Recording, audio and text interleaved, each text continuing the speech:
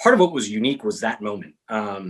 You had 60 Democrats and you basically needed every single one of them to vote for it, because the filibuster rules meant that if no Republicans were voting for it, you needed all the Democrats, which meant every single Democratic senator was potentially a newsbreaker and a deal breaker or a deal maker on any given day. And so just by going up to senators in the hallway with the microphone and asking a pointed question, you could it felt like you were actually changing the direction of the legislation yourself. But what you were doing is you were getting information from them that had to be incorporated into the legislative process, because if you ran afoul of any single one of them, the whole thing could fall apart. So it was super volatile and really dramatic for, I want to say, 2 or 3 months, right? Culminating in like Joe Lieberman just dashing progressive hopes by saying, not only are you not going to have a public option, you're not going to have a Medicare buy-in.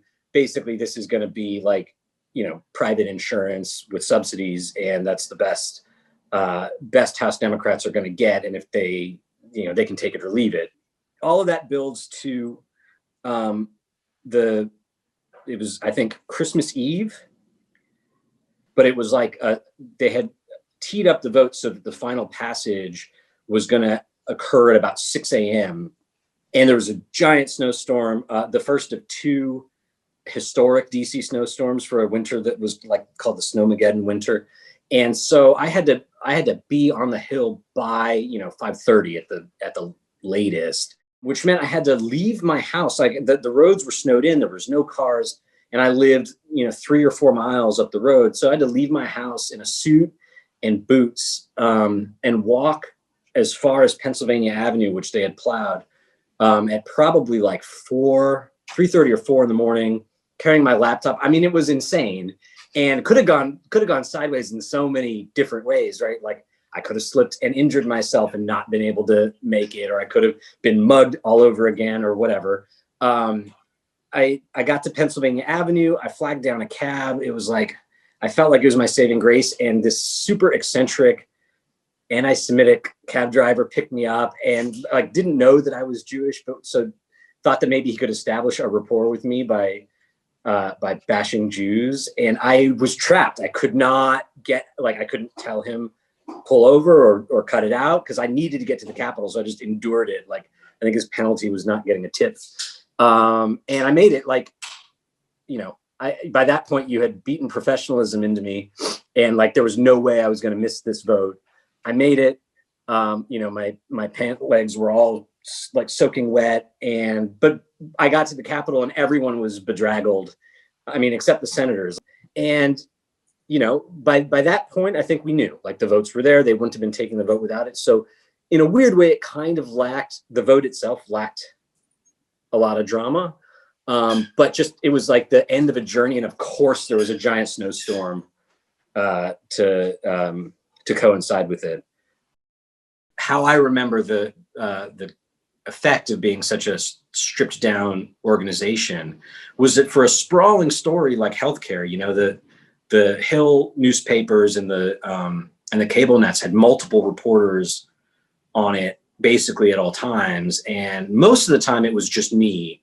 As we grew, I think we would have a couple reporters on it, but at least at the outset, it was really just me. And that like the workload was just intense, because in addition to wanting to kind of advance the story on my own with my own scoops or my own interviews or whatever, I wanted to be on every facet of the story as it developed, which meant chasing my colleagues on the Hill, and sort of aggregating the work that they did alongside the original work that we were doing. And that was just such a trial by fire experience, having to do that day in, day out. I mean, it was exhausting. And in a way, I wouldn't wish it on anyone, but it was also the best training. Like without that exact story hitting at that exact time with our staffing limitations, I'm not sure professionally what would have become of me,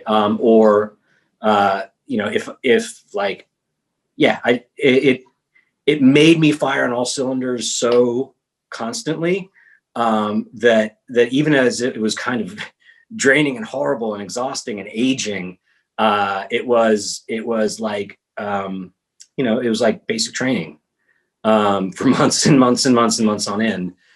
So those are the main, the main impressions I have.